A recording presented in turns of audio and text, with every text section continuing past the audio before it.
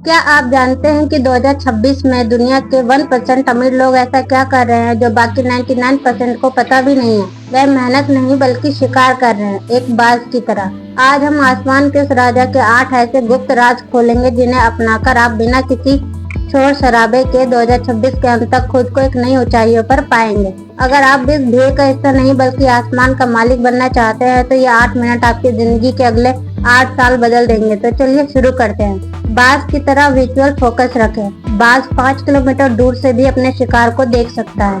2026 में अमीर बनने का सबसे बड़ा राज डिस्ट्रैक्शन से बचना है। यदि आपका लक्ष्य डिजिटल एजेंट बनाना है तो अपनी नजर केवल उसी पर रखें, चाहे सोशल मीडिया का शोर कितना भी हो। ऊंचाइयों पर अकेला उड़ना सीखे। बाज कभी गोरैया या छोटे पक्षियों की तरह नहीं उड़ता, वह या तो बाज की तरह उड़ता है या अकेला। अमीर बनने का राज उन लोगों के साथ छोड़ देते हैं जो आपकी ग्रोथ को सीमित करते हैं। अपनी हाई वैल्यू स्किल पर अकेले काम करने से ना डरे। तूफान का उपयोग करना। जब तूफान आता है तो बाकी पक्षी छिप जाते हैं, लेकिन बाज तूफान से भी हवाओं का इस्तेमाल कर और ऊपर उड़ने के लिए कोशिश करता है। आर्थिक मंडी या मार्केट में बदलाव को डर की तरह नहीं बल्कि एक अवसर की तरह देखें। 2026 की नई तकनीकों जैसे एआई और 3D रेंडरिंग को बाधा नहीं बल्कि सीढ़ी समझे।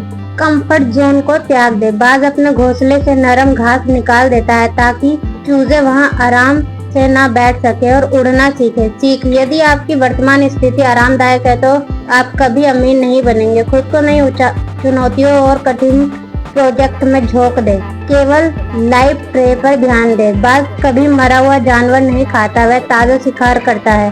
अमीर बनने का राज पुराने डरे या पुरानी इंफॉर्मेशन पर काम करना बंद करें। 2026 में रियल टाइम डेटा, ट्रेंड्स और ताजा स्किल ही आपका पैसा कमाने में मदद कर सकती है। ऊर्जा का संरक्षण।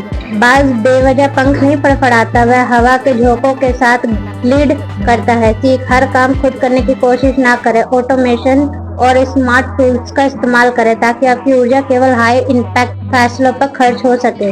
भरोसा और निरीक्षण। मादा बाज नर बाज के साथ जोड़ा बनाने से पहले उसकी क्षमता की जांच करती है। एक टहनी गिराकर उसे पकड़ने की परीक्षा लेती है। किसी भी बिजनेस पार्टनरशिप या निवेश में आंख मूंद कर भरोसा ना करें। पहले टेस्ट करें फिर ही इन्वेस्ट करें।